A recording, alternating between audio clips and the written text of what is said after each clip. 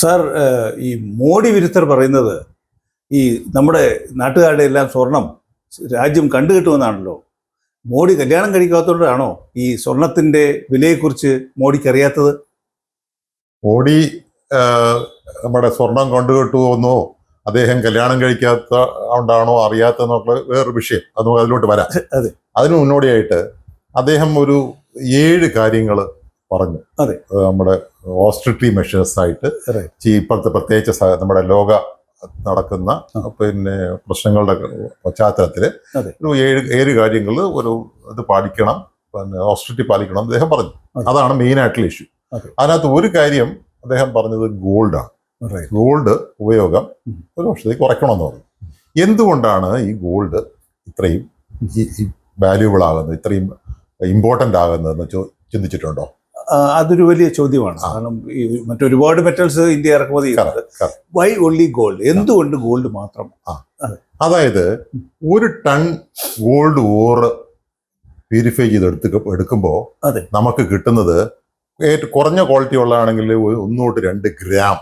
ഒരു ടണ്ണിൽ നിന്ന് 1 ഗ്രാം 1 തൊട്ട് 2 കുറഞ്ഞ ക്വാളിറ്റി ഉള്ളത്. ഒരു ആവറേജ് ഉള്ള ഖനിയാണെങ്കിൽ 3 തൊട്ട് 5 വരെ ഗ്രാം. അതെ. നല്ല ഖനിയാണെങ്കിൽ 7 to 10 grams per ton of ore കിട്ടും. നമ്മുടെ കോളാറിന് അത് ഏകദേശം 10 ഗ്രാം വരെ കിട്ടിയിരുന്നു. പക്ഷെ അത് തീർന്നു, അതിന്റെ അവിടുത്തെ സോഴ്സൊക്കെ തീർന്നു. ഇപ്പോ 2001 അത് പൂട്ടുകയും ചെയ്യും. ഇപ്പൊ അതിന്റെ അടുത്ത് ഹട്ടി എന്നൊക്കെ പറഞ്ഞിട്ട് 1-2 ചെറിയ ചെറിയ ഖനികൾ മാത്രമേ ഉള്ളൂ നമുക്ക്. ഗ്ലോബലി നോക്കുകയാണെങ്കിൽ ഈ 45 to 50% ജ്വല്ലറിയിലാണ്, 35 to 40% ഇൻവെസ്റ്റ്മെന്റ് അതുപോലെ സെൻട്രൽ ബാങ്ക്സിന്റെ കയ്യിൽ, ഈ 7 to 8% ടെക്നോളജി ആൻഡ് ഇൻഡസ്ട്രി. എന്തുകൊണ്ട് ഈ ഗോൾഡ് ഇത്രയും വാല്യുബിൾ ആകുന്നതിനുള്ള കാര്യങ്ങൾ, ഒന്ന്, ഇതൊരു നല്ല ഇൻഡസ്ട്രിയൽ യൂസിനും കൂടെ, ഇൻഡസ്ട്രിയൽ യൂസിൽ കുറവാണെങ്കിൽ പോലും ഒരു നല്ല കണ്ടക്ടറാണ്. അത് ഈ CPUസിലൊക്കെ മറ്റേ ചിപ്പിലൊക്കെ ഹൈലി കൊറോഷൻ റെസിസ്റ്റന്റ് ആണ്, മാലിയബിൾ ആണ്, കെമിക്കലി സ്റ്റേബിൾ ആണ്. അത് നാം കണ്ടിട്ടില്ല, നമ്മുടെ ഈ ഇത് പോകുന്ന സാറ്റലൈറ്റ് ഒക്കെ അതിനകത്തൊരു മഞ്ഞ നിറത്തിൽ കാണുന്നില്ലേ, അത് ശരിക്കും വളരെ നേരിയ തോതിലുള്ള സ്വർണ്ണ പാളികളാണ് അത്. സാറ്റലൈറ്റ് അങ്ങനെയുള്ള കാര്യങ്ങളൊക്കെ. അതുപോലെ ഇപ്പോൾ മെഡിക്കൽ ഡിവൈസ് നമ്മൾ പണ്ടൊക്കെ പല്ലിൽ വയ്ക്കുമായിരുന്നു, ഓർമ്മയില്ലേ? പല്ലിന്റെ ക്യാപ്പിന് വേണ്ടിയിട്ട് സ്വർണം കെട്ടിയ പല്ല്. അതൊക്കെയാണ്. പിന്നെ ഗ്ലോബലി ഒരു 2,20,000 ടൺസ് മാത്രമേ ഇതുവരെ കുഴിച്ചെടുത്തിട്ടുള്ളൂ.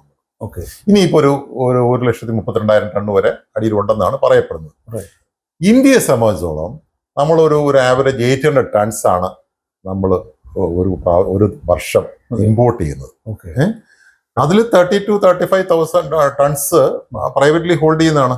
അതായത് 12 to 15% ഓഫ് ഹോൾഡ്സ് ഗോൾഡ് നമ്മുടെ പ്രൈവറ്റിലെ ആൾക്കാരുടെ. ഇത് ഹൈലി അൺപ്രൊഡക്റ്റീവ് ആണ്. അതുപോലെ പിന്നെ അത് ഈ കഴിഞ്ഞ വർഷം $72 ബില്യൺ നമ്മൾ ഇതിനു വേണ്ടി ചെലവഴിച്ചത്. എത്ര രൂപയാണ് സാർ അത്? 6 ലക്ഷം കോടി രൂപയാണ് നമ്മൾ ഇതിനു വേണ്ടി ചെലവഴിച്ചിരിക്കുന്നത്. അതില് പിന്നെ പബ്ലിക് ഇന്ത്യയിൽ ഞാൻ പറഞ്ഞു 30,000 to 35,000, NBFC ബാങ്ക്സിന്റെയും 12,000 ടൺസ്, RBIയിൽ ഒരു 880 ടൺസ്. ബാങ്ക്സിന്റെയും NBFCകളിലാണ്, എനിക്ക് തോന്നുന്നത് മുത്തൂറ്റിനെ പോലുള്ള NBFCകളിലാണ് ഏറ്റവും കൂടുതൽ ഗോൾഡ് ഇരിക്കുന്നത്. അതാണ് ഇതിന്റെ പശ്ചാത്തലം. ഈ ഗോൾഡ് ഇത്രയും വാല്യുബിൾ ആകാനുള്ള കാരണം അതാണ്. സാർ, ഈ ഇന്ദിരാഗാന്ധി പ്രധാനമന്ത്രി ആയിരിക്കുന്ന സമയത്ത് ഒരു ഗോൾഡ് കൺട്രോൾ നിയമം കൊണ്ടുവന്നില്ലായിരുന്നു? അതൊന്ന് വിശദീകരിക്കാമോ? അതായത് 1960 ഗോൾഡ് കൺട്രോൾ റൂൾസ് കൊണ്ടുവന്നു. അന്ന് ഇന്ദിരാഗാന്ധിയാണ് പ്രൈം മിനിസ്റ്റർ. പിന്നെ അത് 1968 ആയപ്പോ ഗോൾഡ് കൺട്രോൾ ആക്ട് ആയി. അതിന്റെ സാഹചര്യം എന്താണെന്ന് വെച്ച് കഴിഞ്ഞാല് ഒരു സിവിയർ ആയിട്ടുള്ള ഫോറിൻ എക്സ്ചേഞ്ച് ഷോർട്ടേജ് ഉണ്ടായിരുന്നു. നമ്മുടെ ഇമ്പോർട്ട്സ് വളരെയധികം കൂടുകയും എക്സ്പോർട്ട്സ് കുറയുകയും ചെയ്യുന്ന സാഹചര്യം. നമ്മുടെ ബാലൻസ് ഓഫ് പേയ്മെന്റ്സ് വളരെ മോശമായിരുന്ന കാലം. ഹെവി ഇമ്പോർട്ട്സ് ഉണ്ടായിരുന്നു. പിന്നെ നമ്മളെ ആൾക്കാർ ഇതെല്ലാം കൂടെ കൊണ്ടുവന്ന് എന്താ പറയുക സ്റ്റോർ ചെയ്ത് വയ്ക്കുന്ന ഒരു ടെൻഡൻസി. അപ്പോ ആ റൂൾസ് പ്രകാരം പ്രൈവറ്റ് ഇൻഡിവിജ്വൽസിന് ഗോൾഡ് കോയിനോ ഗോൾഡ് ബാർസോ ഹോൾഡ് ചെയ്യാൻ പറ്റില്ലായിരുന്നു. അത് ഇറ്റ് വാസ് ബാൻഡ്. അത് ഇതായിരുന്നു, നിയമവിരുദ്ധമായിരുന്നു. ഗോൾഡ് സ്മിത്തുകൾക്ക് ഒരുപാട് റെസ്ട്രിക്ഷൻസ് കൊണ്ടുവന്നിരുന്നു. പിന്നെ ഗോൾഡ് ജ്വല്ലറി തന്നെ ഹോൾഡ് ചെയ്യുന്നതിന് ലിമിറ്റ്സ് ഉണ്ടായിരുന്നു. ഇൻ ഇഫക്റ്റ് ഇപ്പൊ പറയുന്ന ഈ എന്താണ് കൺഫിസ്കേറ്റ് ചെയ്യുമെന്ന് നേരത്തെ ചോദിച്ചില്ല. അതെ അതെ അതെ. അന്ന് ഉണ്ടായിരുന്ന ഒരു ഇൻഡയറക്റ്റ് കൺഫിസ്കേഷൻ ആയിരുന്നു എന്ന് വേണമെങ്കിൽ നമുക്ക് പറയാം. ഇത് ഈ നമ്മുടെ ഞാൻ പറഞ്ഞല്ലോ 1960-ലും 68-ലും ഒക്കെ നമ്മുടെ റെസ്ട്രിക്ഷൻസ് വന്നത്, അതൊക്കെ മാറ്റിയത് എപ്പോഴാ? 1991 ലിബറലൈസേഷൻ വന്നപ്പോഴാണ്. നരസിംഹറാവുവിന്റെ കൂടെ. അതെ അതെ. ഇത് നമ്മുടെ ഇന്ത്യയിൽ മാത്രം ഉണ്ടായ പ്രതിഭാസമല്ല. 1933 ഗ്രേറ്റ് ഡിപ്രഷന് ശേഷം അവിടെ US ഇത് ചെയ്തിരുന്നു, ഈ ഗോൾഡ് കൺട്രോൾ ഉണ്ടായിരുന്നു. അന്ന് സിറ്റിസൺസിന്റെ അടുത്ത് ഗോൾഡ് കോയിൻസും ബുള്ളിയനും സർട്ടിഫിക്കറ്റ്സും ഒക്കെ സറണ്ടർ ചെയ്യാൻ പറഞ്ഞു. അതാണ് ഒരു അർത്ഥത്തിൽ കോൺഫിസ്കേഷൻ. അപ്പൊ എന്ത് പറ്റി? ഈ ഗോൾഡ് എല്ലാം സറണ്ടർ ചെയ്ത് കഴിഞ്ഞപ്പോഴത്തേക്ക് പെട്ടെന്ന് ഡോളർ വാസ് ഡിവാല്യൂ. അപ്പൊ ആൾക്കാരുടെ വാല്യൂ അങ്ങ് വളരെയധികം കുറഞ്ഞു. ഇനി UK വന്നു കഴിഞ്ഞാൽ 1966 ഇൻഡിവിജ്വൽസിന് ഗോൾഡ് ഹോൾഡ് ചെയ്തതിന് പെർമിഷൻ വേണമായിരുന്നു. അങ്ങനെ വിവിധ എന്തെങ്കിലുമൊക്കെ പ്രശ്നങ്ങൾ ഉണ്ടാകുമ്പോൾ അതിനെ കൺട്രോൾ ചെയ്യാനായിട്ട് കാലാകാലങ്ങളിൽ നമ്മുടെ കുടുംബങ്ങളിൽ ചെയ്യുന്നത് പോലെ അഡ്മിനിസ്ട്രേഷനും കൺട്രോൾസ് കൊണ്ടുവന്നിരുന്നു. അതിന്റെ ഭാഗമാണ് സാർ. അതിപ്പോ 2013 നമ്മുടെ പ്രധാനമന്ത്രിയായിരുന്ന മൻമോഹൻ സിംഗ് ഇത് പറഞ്ഞില്ലേ, അത് ചിദംബരം അത് റിപ്പീറ്റ് ചെയ്തില്ലേ? തീർച്ചയായും 2023 ഗോൾഡിന്റെ ഉപയോഗം കുറയ്ക്കണമെന്ന് പറഞ്ഞു. പക്ഷെ മോഡി അതൊന്നും പറഞ്ഞില്ലല്ലോ. മോഡി അടുത്ത വരുന്ന ഒരു വർഷത്തേക്ക് നിങ്ങൾ ഇതിന്റെ ഉപയോഗം കുറയ്ക്കണം എന്ന് മാത്രമേ അഡ്വൈസാണ് തന്നിരിക്കുന്നത്. തീർച്ചയായിട്ടും ഒരു ഉത്തരവാദിത്വമുള്ള അച്ഛനും അമ്മയും ഒരു കുടുംബത്തിൽ പറയുന്ന കാര്യം കുട്ടികളോട് പറയുന്ന ഒരു കാര്യമല്ലേ നമ്മൾ ഫാൻ ഓഫ് ചെയ്തിടുക, ലൈറ്റ് ഓഫ് ചെയ്യുക, പൈപ്പ് വെള്ളം കുറച്ച് ഉപയോഗിക്കുക. ഇതൊക്കെ നമ്മുടെ സ്ഥിരം ജീവിതത്തിൽ നടക്കുന്ന കാര്യങ്ങളല്ലേ ഉള്ളൂ. ഇതുപോലെയല്ലേ മോഡിയും പറഞ്ഞിരിക്കുന്നത്. അതുപോലല്ലേ അദ്ദേഹം പറഞ്ഞിരിക്കുന്നത് പെട്രോളിൻ്റെ ഉപയോഗം കുറയ്ക്കണം, കഴിയുന്നിടത്ത് വർക്ക് ഫ്രം ഹോം ആയിരിക്കണം, പിന്നെ ഫെർട്ടിലൈസേഴ്സിൻ്റെ ഉപയോഗം കുറച്ചിട്ട് കെമിക്കൽ ഫെർട്ടിലൈസേഴ്സിൻ്റെ ഉപയോഗം കുറച്ചിട്ട് നാച്ചുറൽ ഫാമിങ്ങിന് വേണ്ടി പോവുക, പിന്നെ ഭക്ഷ്യ എണ്ണയുടെ ഉപയോഗം കുറയ്ക്കുക. ഇതൊക്കെ വെറും അഡ്വൈസ് അല്ലേ സാർ? ഇതിന് ഇത്രയും വലിയൊരു പ്രശ്നം ഉണ്ടാക്കേണ്ട കാര്യമുണ്ടോ? തീർച്ചയായിട്ടും. ഈ നമ്മളെപ്പോഴാ ഈ ഇവിടുത്തെ ഗോതമ്പ് കഴിച്ചു തുടങ്ങിയത്? അരിയുടെ ദൗർലഭ്യം വന്നപ്പോൾ വേൾഡ് വാർഡിൽ അരിയുടെ ദൗർലഭ്യം വന്നപ്പോഴാണ് നമ്മൾ ആദ്യമായിട്ട് ഗോതമ്പ് കഴിക്കുക. അല്ലെങ്കിൽ കേരളക്കാർ ഗോതമ്പൊന്നും കഴിച്ചിട്ടുണ്ടായിരുന്നില്ല. തീർച്ചയായിട്ടും. അതുപോലെ തന്നെ ഇങ്ങനെയൊക്കെയുള്ള പ്രശ്നങ്ങൾ വരുമ്പോൾ ഇപ്പോൾ ഉണ്ടായിരിക്കുന്ന സിറ്റുവേഷൻ നമ്മുടെ ക്രിയേഷൻ അല്ല, മോഡിയുടെ ക്രിയേഷൻ അല്ല, ഇന്ത്യയുടെ ആരുടെയും ക്രിയേഷൻ അല്ല. അപ്പൊ അങ്ങനെ ഒരു സംഭവം ഉണ്ടായിരിക്കുമ്പോൾ അത് എങ്ങനെ നമുക്ക് ഓവർകം ചെയ്യാന്നുള്ളൊരു വൈസായിട്ടുള്ള എല്ലാ വിഷയത്തെയും മൊത്തമായി പഠിച്ച് വളരെ പ്രാക്ടിക്കൽ ആയിട്ടുള്ള സജഷൻസ് ആണ് അദ്ദേഹം പറഞ്ഞിരിക്കുന്നത്. പെട്രോൾ കൺസംഷൻ കുറയുന്ന പബ്ലിക് ട്രാൻസ്പോർട്ട് ഉപയോഗിക്കണമെന്ന് ശരിയല്ലേ? ഈ എല്ലാവരും കാറെടുത്ത് പോകുന്നത് ഒഴിവാക്കേണ്ടത് ഇത് ശരിക്കും ഈവൻ നോർമൽ സിറ്റുവേഷനിൽ പോലും നമ്മൾ ചെയ്യേണ്ട ഒരു കാര്യമാണ്. തീർച്ചയായിട്ടും. അത് കഴിഞ്ഞു. പിന്നെ രണ്ടാമത് പിന്നെ വർക്ക് ഫ്രം ഹോം. എന്റെ അഭിപ്രായത്തില് വർക്ക് ഫ്രം ഹോം പോലെ തന്നെ സ്കൂളുകളും കുട്ടികൾ പിന്നെ ആഴ്ചയിൽ ഒരു ദിവസം പോകുന്ന ഒരു സിറ്റുവേഷൻ നമുക്ക് പരീക്ഷിക്കാവുന്നേ ഉള്ളൂ. നമ്മൾ കൊറോണ നമ്മളെ പഠിപ്പിച്ചു ഇതെല്ലാം വളരെ പ്രാക്ടിക്കലാണ്, ഇതെല്ലാം നമുക്ക് ചെയ്യാൻ പറ്റും എന്ന് നമ്മളെ പഠിപ്പിച്ചതാണ്. പിന്നെ അടുത്ത് പറഞ്ഞത് പിന്നെ എന്താണ്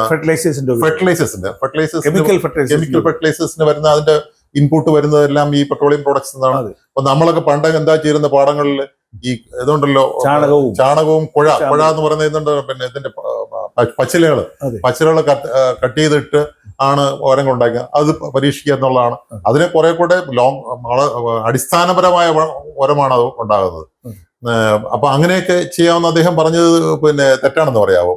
ഇനി അടുത്ത് എന്താ പറഞ്ഞത്? പിന്നെ ഭക്ഷ്യ എണ്ണയുടെ അതും അതുപോലെ തന്നെയാണ്. അത് നമ്മുടെ ഇമ്പോർട്ട്സ് ഒരുപാട് ഇത് കുറഞ്ഞപ്പോ ഭക്ഷ്യ എണ്ണ അദ്ദേഹം അതിനു മുമ്പ് പറഞ്ഞിട്ടുണ്ട്. എണ്ണയുടെയും പഞ്ചസാരയുടെയും ഉപയോഗം കുറയ്ക്കണമെന്ന് അദ്ദേഹം വളരെ പറയുന്ന കാര്യമാണ്. ആരോഗ്യ പ്രശ്നമായിട്ട് ബന്ധപ്പെട്ട് അത് ആരോഗ്യമായിട്ട് കൂടെ ചേർക്കേണ്ടതാണ്.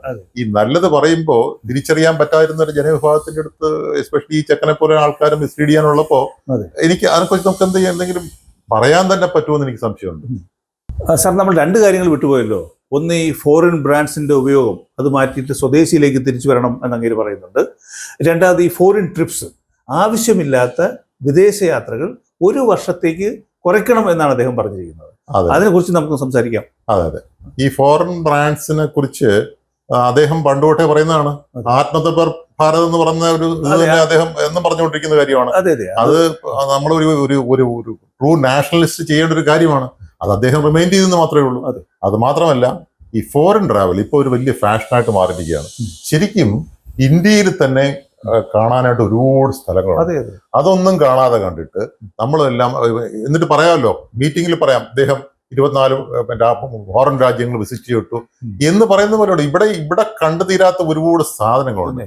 അതിന്റെ കൂടെ തന്നെ ഇപ്പോൾ ഒരു ഫാഷനാണ് ഈ ഡെസ്റ്റിനേഷൻ വെഡിങ് എന്ന് പറഞ്ഞിട്ട് വെളിയിൽ കൊണ്ടുപോയി മാരേജ് എടുത്ത്. ശരിക്കും നമ്മൾ ചെയ്യേണ്ടത് അവിടെ നിന്ന് ആൾക്കാർ ഇവിടെ കൊണ്ടുവന്ന് നമ്മുടെ ട്രഡീഷണൽ മാരേജ് വഴി പോലെ അവരെ നടത്തിക്കുകയും നമ്മുടെ ഇവിടുത്തെ സംസ്കാരമൊക്കെ അവിടെ പഠിപ്പിക്കുകയല്ലേ വേണ്ടത്. അത് ചെയ്യാൻ പറഞ്ഞാൽ എന്താ തെറ്റുള്ളത്?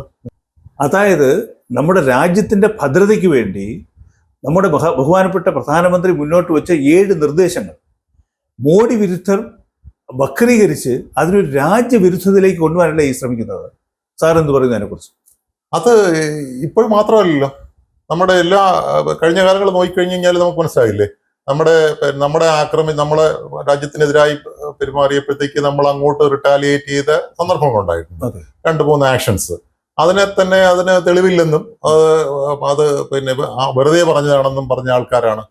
അതുപോലെ തന്നെ ഇവിടെ നമുക്ക് ഇതിനു മുമ്പ് കുറച്ചു മുമ്പ് ഉണ്ടായിട്ടുള്ള ഇൻസിഡൻസ് ഉണ്ട്. ഇവിടെ കൂടംകുളത്തുള്ള power project, nuclear power project, അന്ന് അച്യുതാനന്ദനും ഇവിടെ കാറും പിടിച്ച് അവിടെ പോയി സത്യാഗ്രഹം ഇരുന്നു. ആ പ്രോജക്റ്റ് അന്ന് നടപ്പിലായില്ലായിരുന്നു എങ്കില് ഇന്ന് കേരളം ഇരുട്ടിലാകുമായിരുന്നു. ഇന്ന് നമുക്ക് ഇവിടെ ഇന്ത്യയിൽ എക്സസ് പവർ ഉണ്ടാകേണ്ട ഏറ്റവും മേജർ കോൺട്രിബ്യൂഷൻ അവരിൽ നിന്നാണ് വരുന്നത്. അതുപോലെ അവിടെ ആ കോപ്പർ പ്ലാന്റിന്റെ കാര്യം അത് കൂട്ടിച്ചു. ഇപ്പൊ നമ്മൾ എന്താ ചെയ്യേണ്ടത്? ഇമ്പോർട്ട് ചെയ്യുന്നു.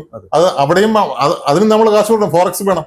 അപ്പൊ ഇപ്പൊ പിന്നെ ഇലക്ഷനും കൂടെ തോറ്റു കഴിഞ്ഞപ്പോ ഇങ്ങനെ ഹാലിളകി നടക്കുകയാണ്.